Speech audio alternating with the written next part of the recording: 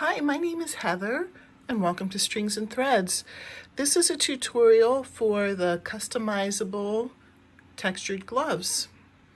This is how they look. So what's customizable about it is that you can choose the length that you want, and we'll also talk about sizing so that if your arm just doesn't happen to be the same exact size as mine, you can still make it so that it will fit you. So I pre-made one.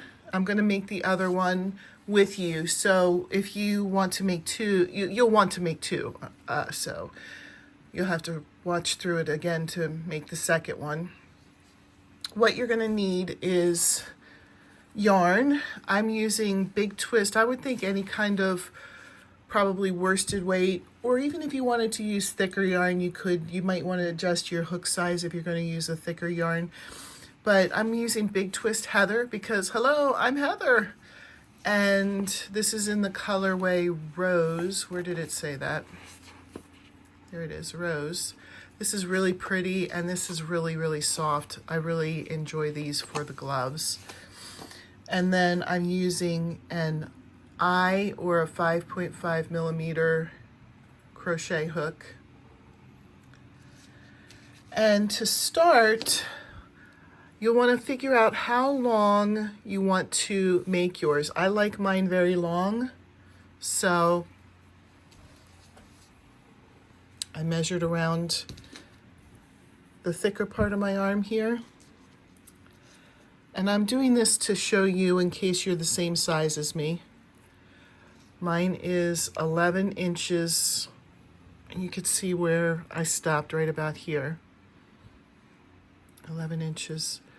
Which is, hold on, I'll find 11 inches, a little bit over 28 centimeters. So I chained 40 to get the correct sizing for me, and I will show you how that 40 looks, because you need to leave a little bit extra. Actually, I chained 42, but I ended up with 40 stitches total. So I chained 42 for my starting chain. I'll show you how it hangs, because if you make it tight fitting, it's going to be too tight for you. You need to give yourself a little extra space. So let me chain 40, and then I'll come back and show you how that looks.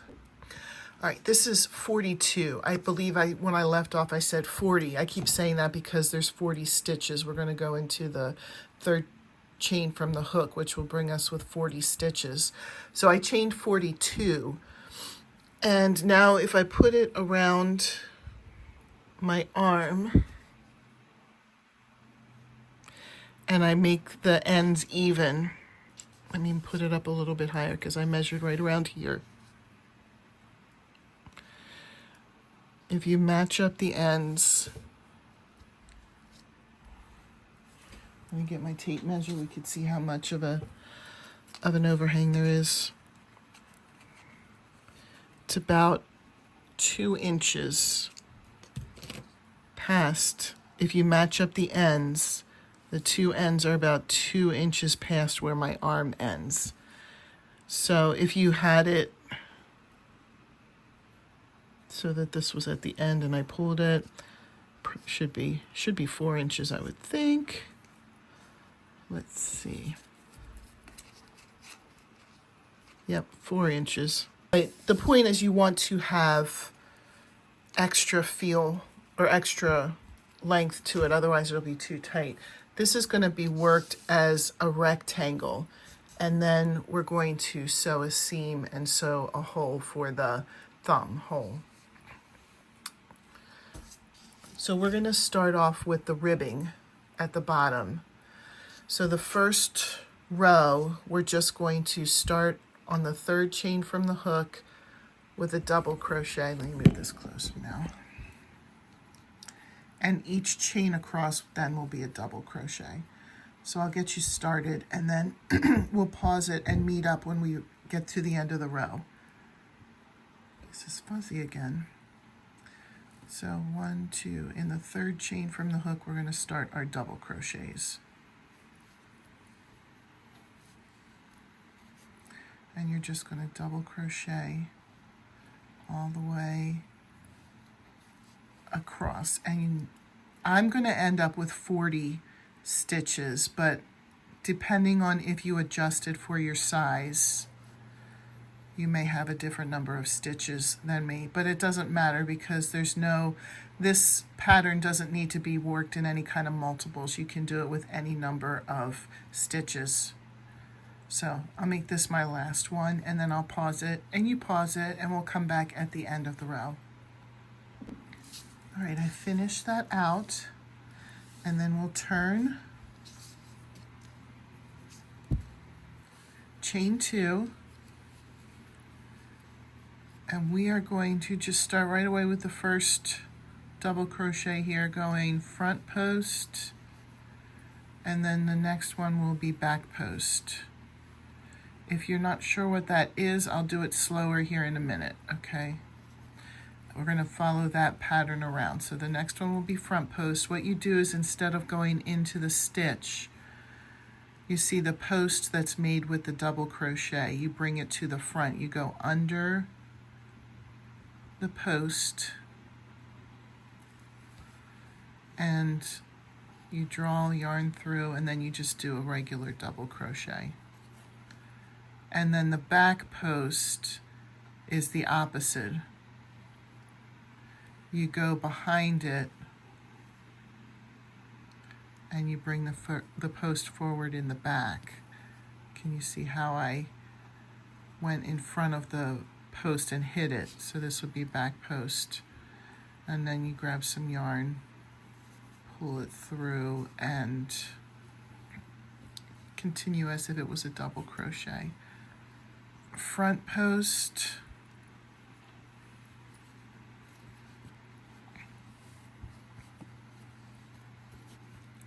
back post. I'll do it one more time, and then we will pause here, finish the row, and come back. That was back post, front post,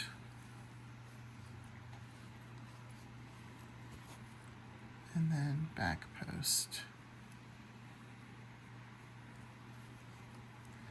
Okay, let's pause here and then come back. All right, we got all the way across. Now we'll turn, and we're going to do something called the purl slip stitch. And I'll show you how to do that. We're going to do that for a certain measurement, and we'll talk about that. Actually, why don't we talk about that first, and then I will show you the stitch. So if you want it to be the length of mine,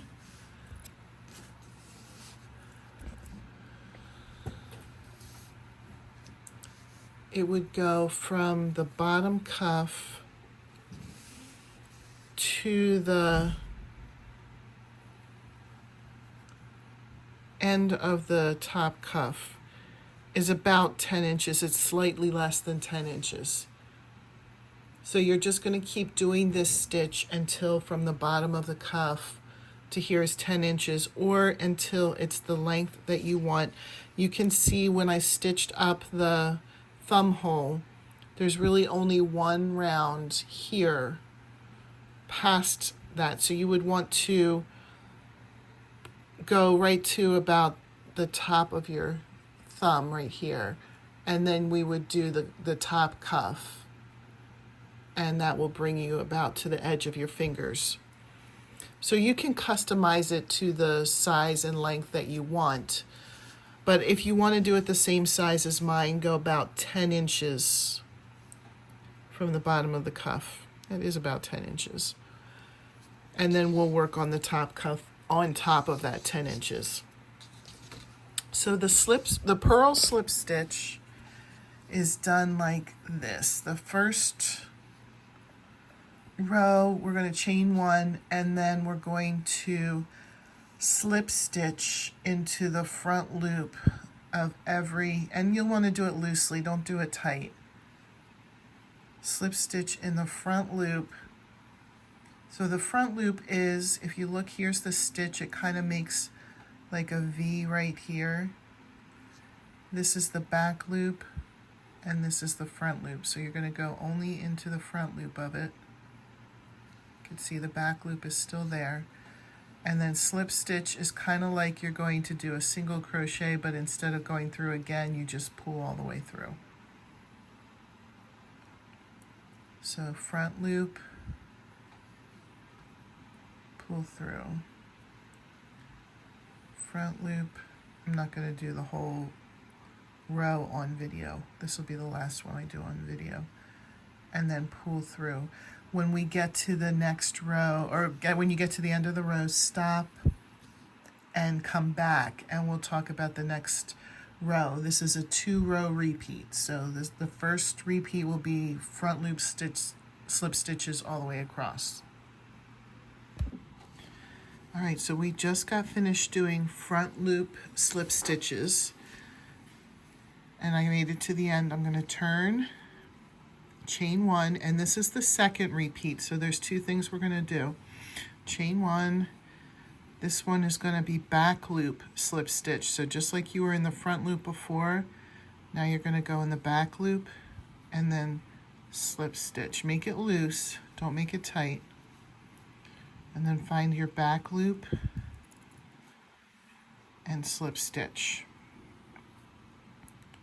Here's the front loop, there's the back loop. We'll go into just the back loop and slip stitch. This makes a really, really, really nice texture, and it's called the Purl slip stitch because I'm imagining because it looks so much like the knitted purl stitch. I was surprised by that. So those are the 2 rows that we're going to repeat until from the cuff, the bottom cuff up, measures 10 inches. And then we'll come back and put the top cuff on.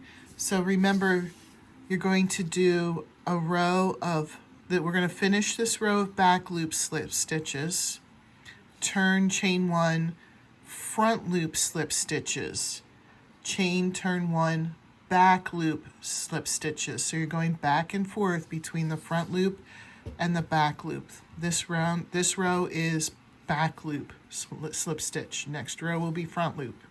Then back, then front, then back and front, until you measure 10 inches. I will pause here, you pause here, and we'll come back when we're at 10 inches or your desired length. You might not want yours as long as mine, or you might want yours longer, so you might add more length to it. So come back when it's to your desired length. All right, it is rolling a little bit, but I do have it to 10 inches. So hopefully you have yours to the length that you are happy with for the glove that you're making. And we're going to end it basically the same way that we started it. So let me bring this down. The next row is just going to be chain 2 and put 1 double crochet in each stitch across. There we go. Chain 2 and then double crochet in each stitch across. I will do 2 more with you, and then we can both pause here and go at our own pace and come back when we're at the end of the row. 1 more. Okay, pause here and come back when you're at the end of the row. We're going to turn now that we've completed that row, and I'll do a couple of stitches with you to remind you, but we're going to do front post, back post. So chain 2, just start with that very first one. You're going to do front post, which is where you come under the double crochet post, and then you just do a double crochet. Instead of doing it into the top of the stitch, you're just going to go into the stitch. So the next one would be back loop. That's when you come in front of it and pull that post back. And then do a double crochet there. Again, the front post, we're going back and forth between front post, back post. You come behind it and bring the post forward. That's front post. Next one will be back post. This will be the last one I show, and then we will complete the row, pause, complete the row, and then come back. Back post is when you come in front of it and pull that post back. and then do a double crochet. All right, complete the row, alternating between front post, back post, double crochet, and then come back when you're at the end of the row. All right, I completed that row. So what we're going to do is cut a long tail that we can use to sew up the seams. So make sure you cut a long enough tail that you can sew.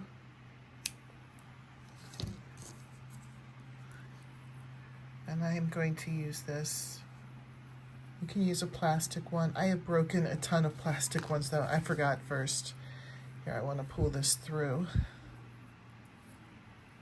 to finish it.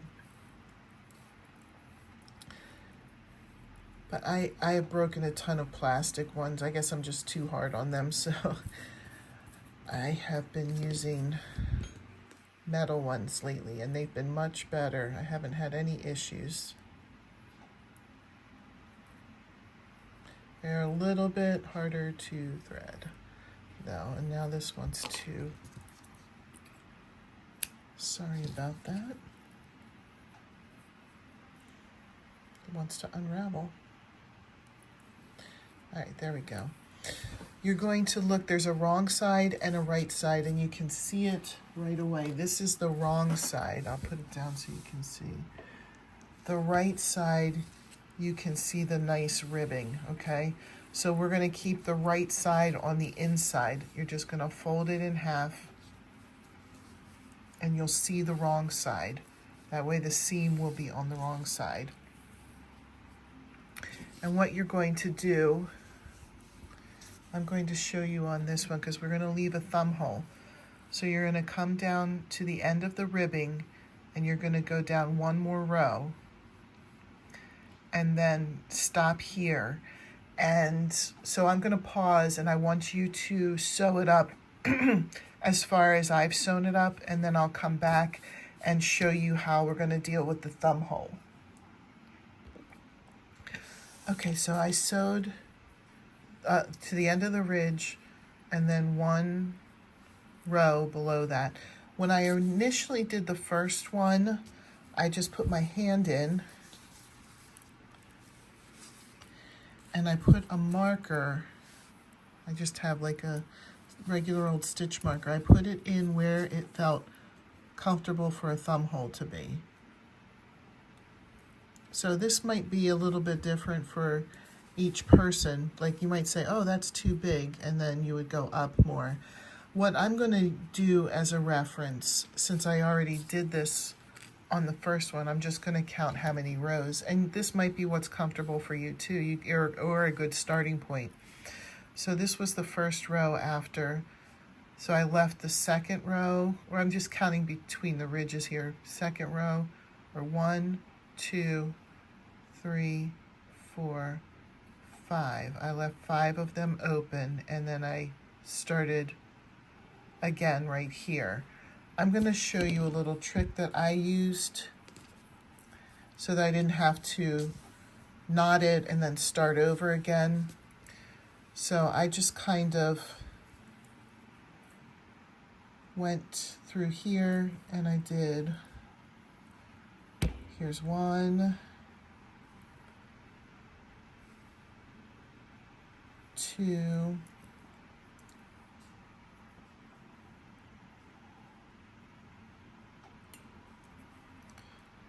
3. I'm just not sewing it closed on these because I want it open for the thumb hole. That's 3, 4.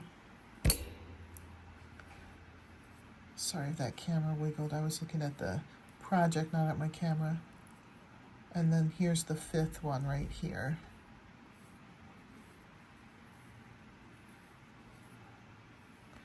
And then it was the next one that I started sewing again. So I'm going to count the 5 on this side. 1, 2, 3, 4, 5. So it would have been the next one that I started right here. Now go through the next one. And then the next one. And here's where I'm going to sew shut to the end of the gloves. So you want to try and match up the rows so that you don't end up lopsided at the bottom. Okay, I'm going to come back once I've sewn all the way to the bottom. You do the same, pause here. We are almost there. I sewed up and hopefully you did the same. Now all we need to do is turn it right side out and voila! You have your glove. I'm going to put this one on to show you how the thumb hole works on. And this is how I like it. I like it out like this, but if you sewed it closer, that's fine too. I hope you enjoyed this tutorial. If you did, please give it a thumbs up and consider subscribing for more tutorials. Have a great day. Bye.